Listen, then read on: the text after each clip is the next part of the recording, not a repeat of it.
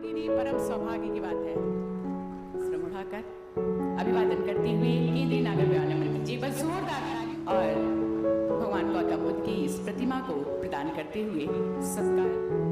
जोरदार तालियों के साथ इस यादगार पल, इस लम्हे को जो कि पूरा विश्व अपनी दृष्टि से नजर गड़ाए है आज के इस ऐतिहासिक पल के लिए।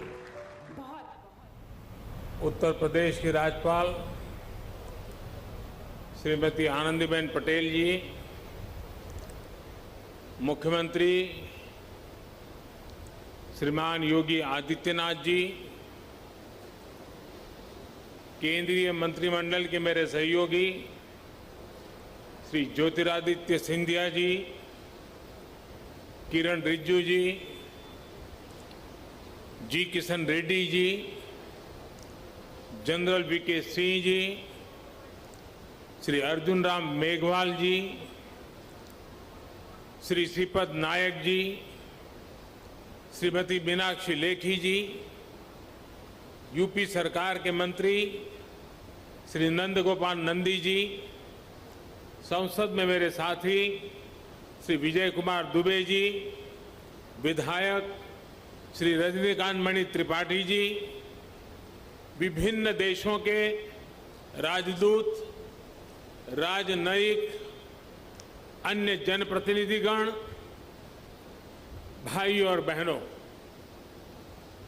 भारत विश्व भर के बौद्ध समाज की श्रद्धा का, आस्था का, प्रेरणा का केंद्र है। आज कुशीनगर इंटरनेशनल एयरपोर्ट की ये सुविधा एक प्रकार से उनकी श्रद्धा को अर्पित पुष्पांजलि है। भगवान बुद्ध के ज्ञान से लेकर महापरिनिर्वाण तक ये संपूर्ण यात्रा का साक्षी ये क्षेत्र आज सीधे दुनिया से जुड़ गया है।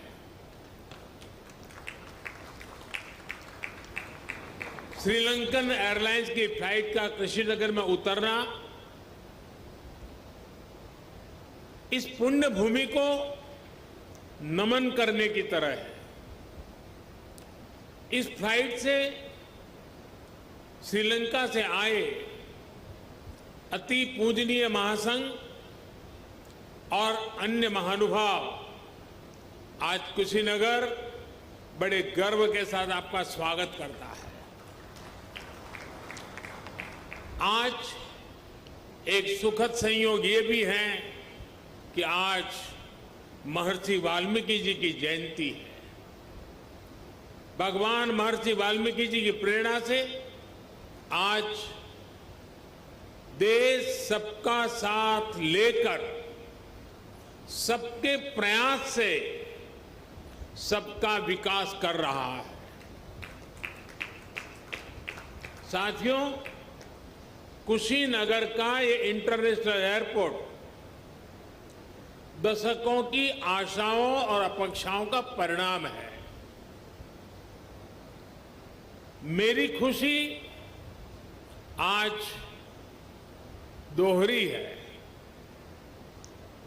आध्यात्मिक यात्रा के जिज्ञासु के रूप में मन में संतोष का भाव है और पूर्वांचल क्षेत्र के प्रतिनिधि के रूप में भी ये एक कमिटमेंट पूरा होने की घड़ी भी है।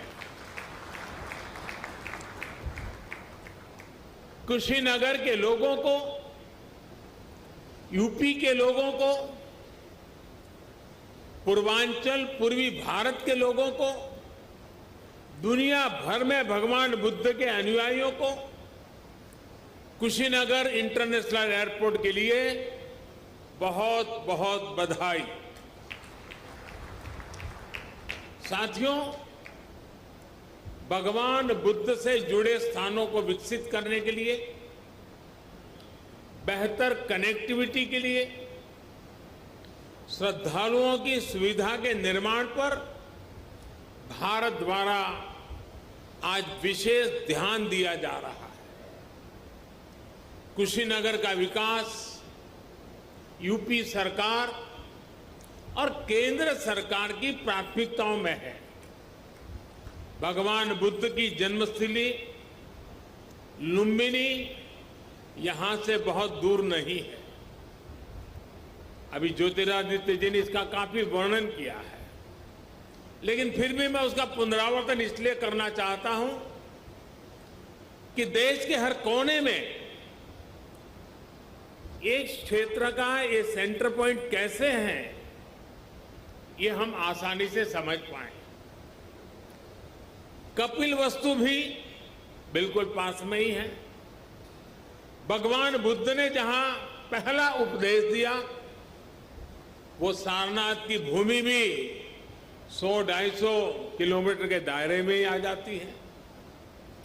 जहां बुद्ध को ज्ञान प्राप्त हुआ, वो बोध गया भी कुछ ही घंटों की दूरी पर है।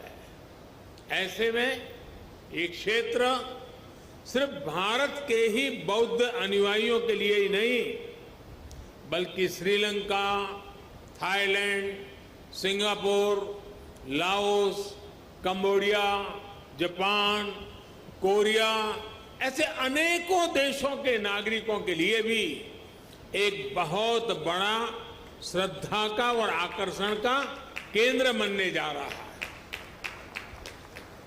भाई और बहनों, कुशीनगर इंटरनेशनल एयरपोर्ट सिर्फ एयर कनेक्टिविटी का ही एक माध्यम नहीं बनेगा, बल्कि इसके बनने से किसान हो, पशुपालक हो, दुकानदार हो, श्रमिक हो, यहां के उद्यमी हो, सभी को इसका सीधा सीधा लाभ मिलता ही है। इससे व्यापार कारोबार का एक पूरा इकोसिस्टम यहां विकसित होगा। सबसे ज्यादा लाभ यहां के टूरिज्म को, ट्रैवल टैक्सी वालों को, होटल रेस्टोरेंट जैसे छोटे मोटे बिजनेस वालों को भी होने वाला है। इससे इस क्षेत्र के युवाओं के लिए रोजगार के भी अनेक नए अवसर बनेंगे। भाई और बहनों, पर्यटन का कोई भी स्वरूप हो, आस्था के लिए, आनंद के लिए आधुनिक इंफ्रास्ट्रक्चर इसके लिए बहुत ज्यादा जरूरी है। ये उसकी पूर्व शर्त है। Infrastructure, rail, road, Airways, waterways, infrastructure का ये पूरा स्ट्रक्चर, उसके साथ साथ hotel, hospital, internet, mobile connectivity का इंफ्रास्ट्रक्चर, सफाई व्यवस्था का, सीवेज ट्रीटमेंट का प्लान, ये भी अपने आप में वही इंफ्रास्ट्रक्चर है। साफ पर्यावरण सुनिश्चित करने वाली रिन्यूएबल एनर्जी का ये सभी आपस में एक दूसरे के साथ जुड़े हुए हैं।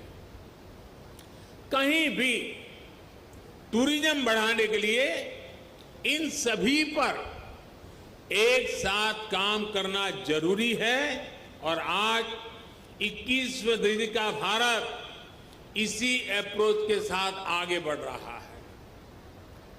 टूरिज्म के क्षेत्र में अब एक नया पहलू भी जुड़ गया है। वैक्सीनेशन की भारत की तेज गति से प्रगति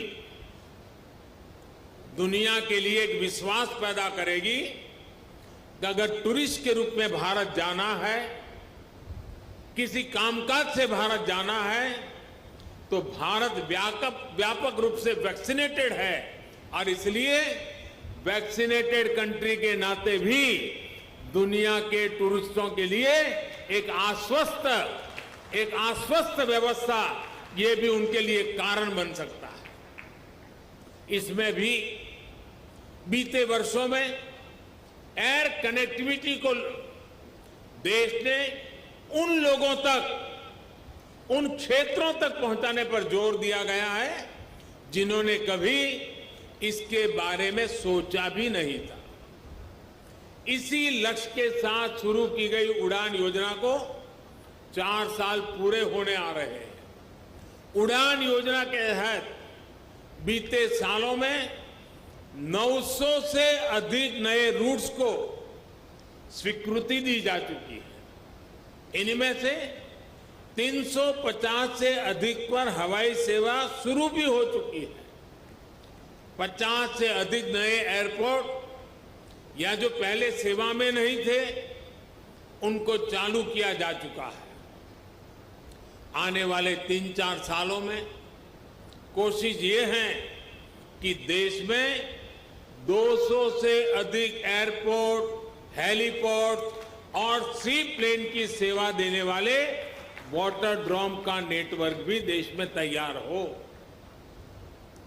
आप और हम इस बात के साक्षी हैं कि बढ़ती हुई इन सुविधाओं के बीच अब एयरपोर्ट पर भारत का सामान्य मानवी ज्यादा दिखने लगा है। मध्यम वर्ग के ज्यादा से ज्यादा लोग अब हवाई सेवा का लाभ लेने लगे हैं। उड़ान योजना के तहत यहां उत्तर प्रदेश में भी कनेक्टिविटी लगातार बढ़ रही है।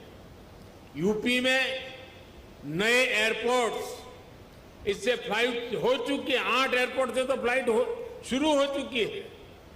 8 या 9, इसके साथ 9 यानी 8 हो चुकी है, आज 9 भी। लखनऊ, वाराणसी और कुशीनगर के बाद जेवर भी इंटरनेशनल एयरपोर्ट पर तेजी से काम चल रहा है। इसके अतिरिक्त अयोध्या, अलीगढ़, आजमगढ़, चित्रकूट, मुरादाबाद और श्रावस्ती में भी नए एयरपोर्ट पर काम चल रहा है। यानी एक प्रकार से यूपी के अलग अलग अंचलों में हवाई मार्ग से कनेक्टिविटी बहुत जल्द, बहुत मजबूत हो जाएगी। मुझे ये भी जानकारी दी गई है कि अगले कुछ सप्ताह में दिल्ली और कुशीनगर के बीच स्पाइस जेट द्वारा सीधी उड़ान शुरू किया जा रही है।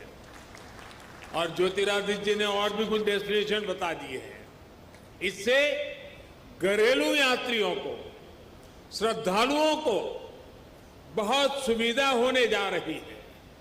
साथियों, देश का एविएशन सेक्टर प्रोफेशनली चले, सुविधा और सुरक्षा को प्राथमिकता मिले, इसके लिए हाल में एयर इंडिया से जुड़ा बड़ा कदम देश ने उठाया है। ये कदम भारत के एविएशन सेक्टर को नई ऊर्जा देगा। ऐसा ही एक बड़ा रिफॉर्म डिफेंस एयर स्पेस को सिविल यूज के लिए खोलने से जुड़ा हुआ है। इस फैसले से बहुत सारे एयर रूट पर हवाई यात्रा की दूरी कम हुई है, समय कम हुआ है। भारत के युवाओं को यही बेहतर ट्रेनिंग मिले, इसके लिए देश के 5 एयरपोर्ट्स में 8 नई फ्लाइंग एकेडमी स्थापित करने की भी प्रक्रिया शुरू की गई है। ट्रेनिंग के लिए एयरपोर्ट के उपयोग से जुड़े नियमों को भी सरल किया गया है।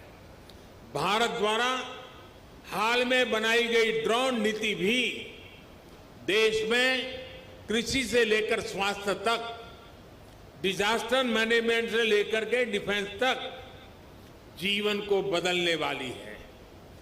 ड्रोन की मैन्युफैक्चरिंग से लेकर ड्रोन फ्लाइंग से जुड़ा ट्रेन मैन पावर तैयार करने के लिए अब भारत में पूरा एक इकोसिस्टम विकसित किया जा रहा है।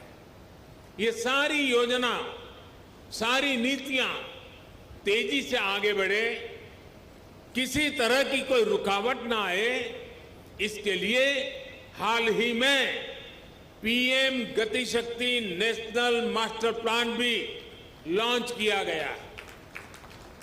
इससे गवर्नेंस में तो सुधार आएगा ही, ये भी सुनिश्चित किया जाएगा कि सड़क हो, रेल हो, हवाई जहाज हो, ये एक दूसरे को सपोर्ट करें, एक दूसरे की क्षमता बढ़ाएं।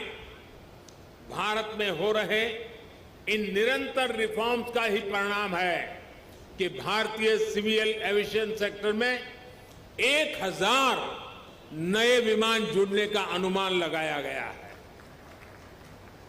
साथियों, आजादी के अमृत काल में भारत का एविएशन सेक्टर राष्ट्र की गति और राष्ट्र के प्रगति का प्रतीक बनेगा। उत्तर प्रदेश की ऊर्जा उसमें शामिल होगी। इसी कामना के साथ एक बार इंटरनेशनल एयरपोर्ट के लिए मैं आप सबको, दुनिया भर के बौद्ध के अनुयायी देशों के नागरिकों को बहुत बहुत बधाई देता हूं। यहां से मैं देश और दुनिया से आए बौद्ध भिक्षुओं से आशीर्वाद लेने जाऊंगा और फिर यूपी के इंफ्रास्ट्रक्चर के अनेक और प्रोजेक्ट का लोकार्पण का भी मुझे सौभाग्य मिलेगा। फिर एक बार आप सबका बहुत बहुत धन्यवाद।